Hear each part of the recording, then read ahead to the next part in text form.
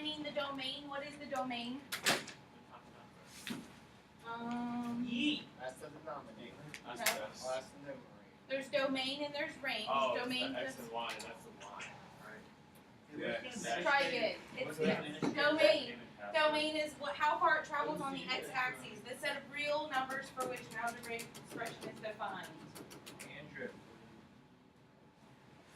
X-axis, algebraic.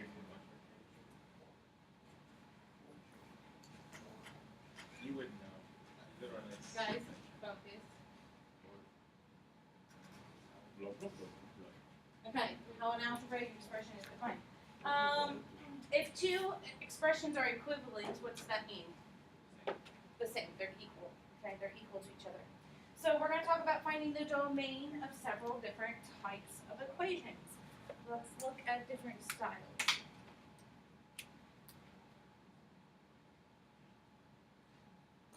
Find the domain first of just this equation. Let's start with an easy one. 2x squared plus x plus 3. What is my domain of that? 30. In other words, what x values can I plug in and get y values out? What numbers can I plug in and get things out? Is what x? You can't plug in X in that. Right, I'm not going to plug in a variable, I'm going to plug in numbers. So what type of numbers can I plug in? Can I plug in a 1 to that equation? I guess. Yeah, you can. I plug in a 1, I can solve it. Can I plug in a negative into that expression? No. Yeah. Yes. Yeah, if I plug in a negative 2, or a negative 1, I would get 2 minus 1 plus 3, and I have an answer, yes? Yeah. So I can plug in all real numbers. That is my domain on this one. Now, domains change when you have radicals or when you have fractions. What can I not put inside of that radical? I can't have a 0 inside of there, right? Okay. So if I can't have a 0 inside of there, what number cannot go in there? What would make this statement 0? Negative 2 or 2. Positive 2. So my domain is all real numbers except for 2. Okay?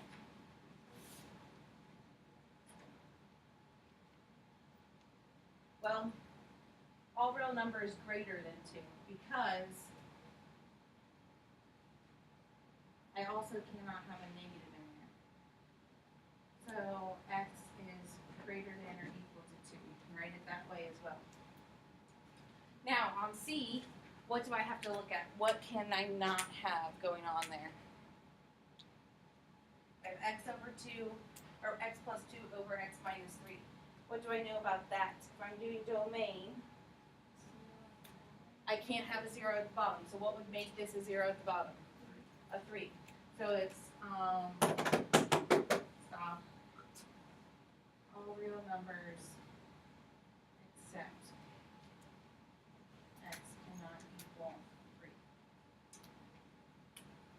Okay, that's the gist of finding domains. That's the easy part of finding domains. So let's look at a couple other things. Let's simplify some rational expressions, okay? If I have x squared plus 4x minus 12, I want to simplify. X squared plus 4x minus 12 over 3x minus 6. And I want to simplify this. What do I need to do to those before I can simplify? What do you need to do to this? What do I need to do to the top? What do I need to do to the bottom? I'll give you a hint. Something you did yesterday on your quiz. Yes, there you go. I have to factor them out. What does the top factor to? What does the top factor to? 3. You can put it, oh, well, no, you can't do 3. X. What multiplies to give me negative 12 adds to give me 4. 2 and 6. 2 and 6. Which one's positive? Which one's negative? 2 is negative. Good. 6 is positive. What happens down here? What can I factor out of 3x minus 6? A 3. Good. So then I have this.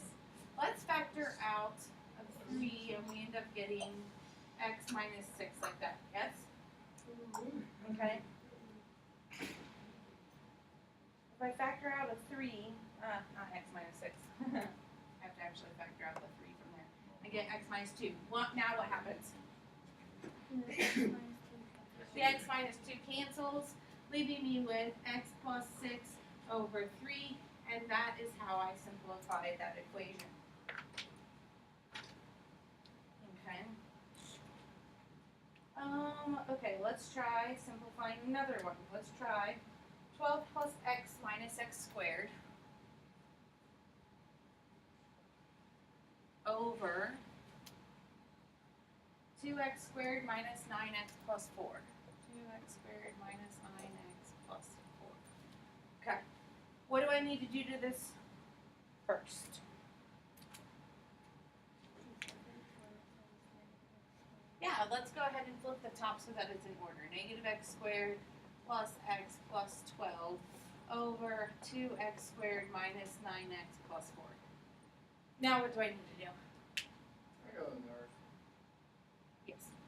I need to factor. So, factoring here. Okay. What am I going to do when I factor that? How am I going to factor that? X and x. If I were you, I would just factor this negative out so that these signs change to negative and it makes that leading coefficient positive. Now, what multiplies to give me negative 12 and adds to give me negative x?